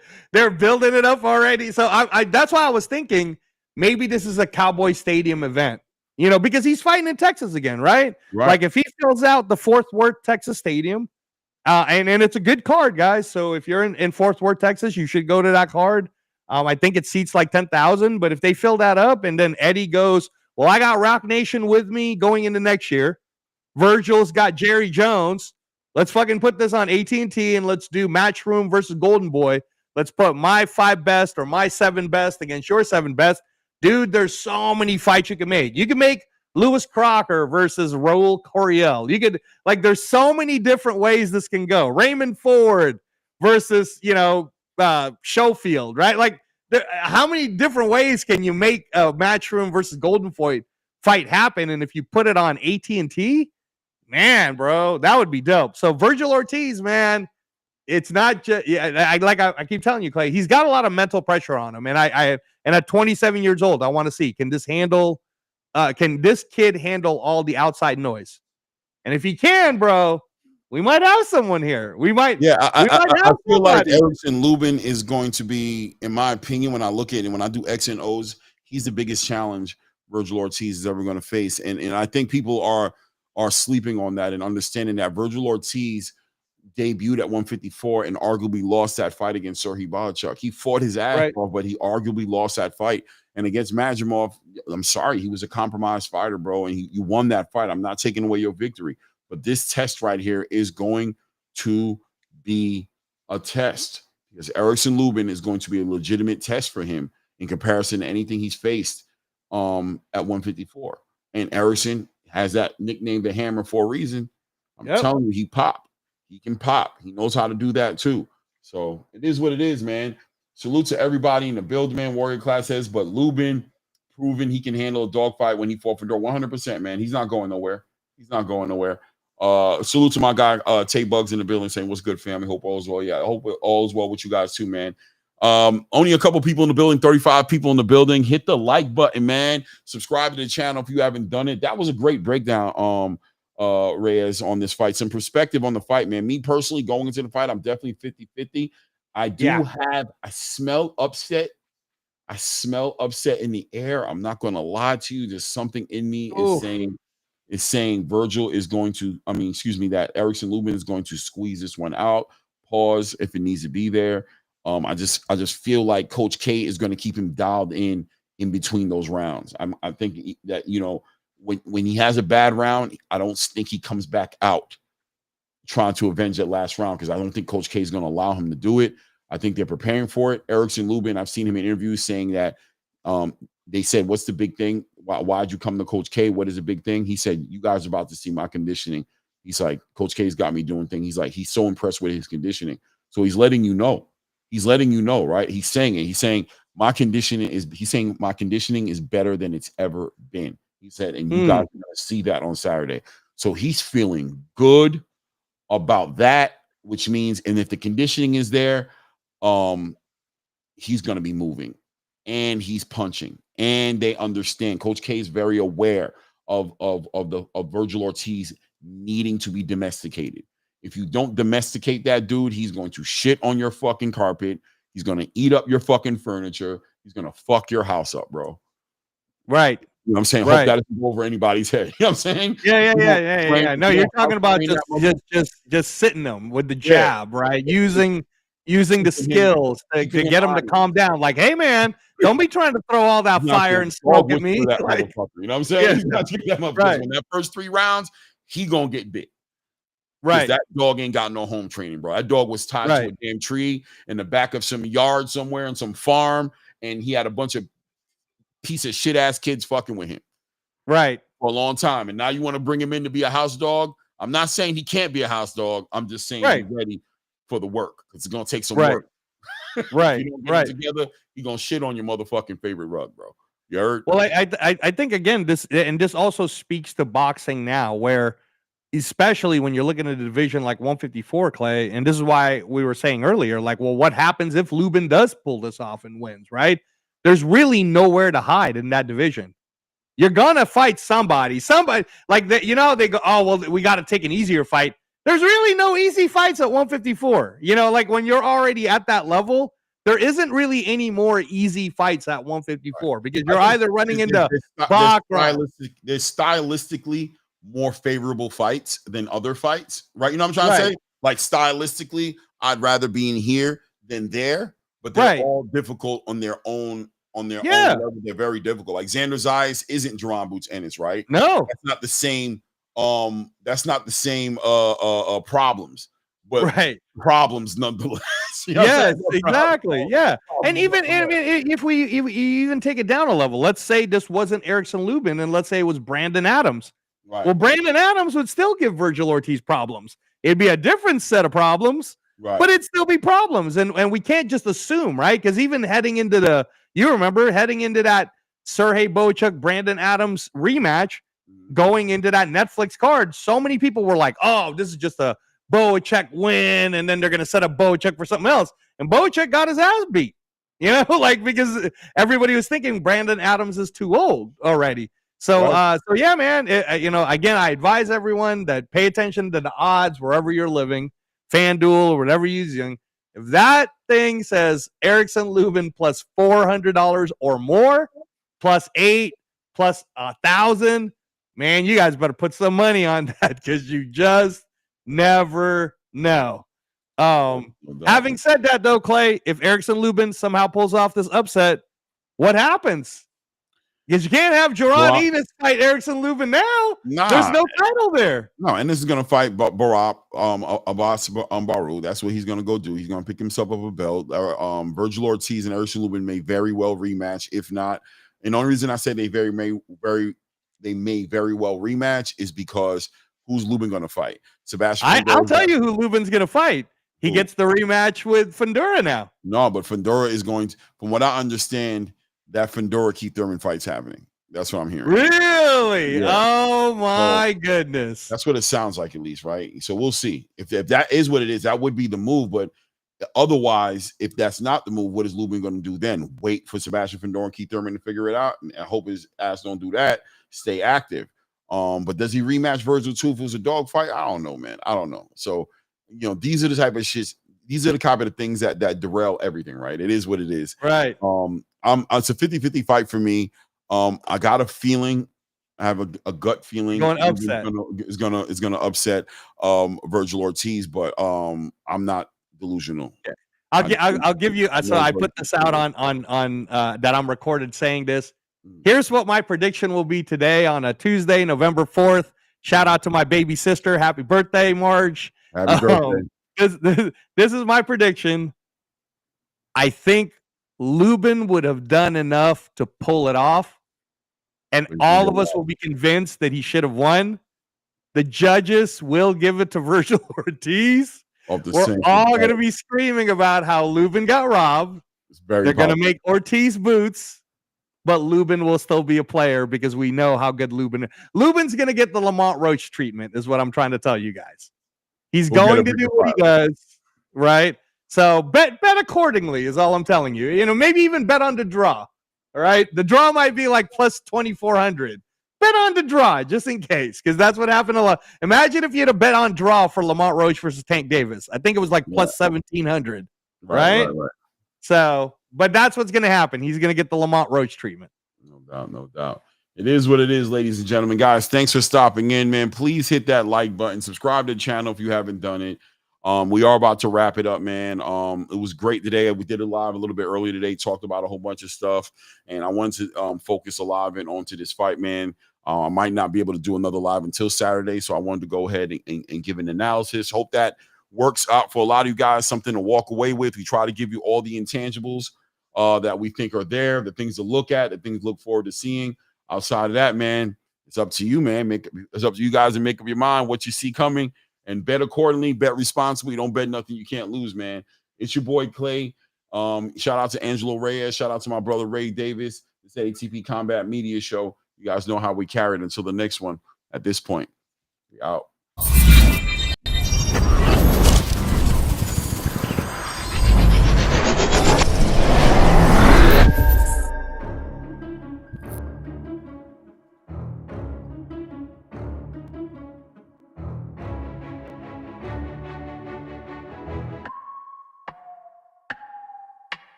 Who knew I would make it this far? They hated, they never believe me. Yeah, I would never drop the ball. I know I make it look easy. Yeah, Mayweather with the defense. I don't care what a critic got to say. I got them picking up the pieces. That to me, you really playing with your life. I'm about to come and run it all back. I'm the new era, about to snap back. You ain't fitting for it.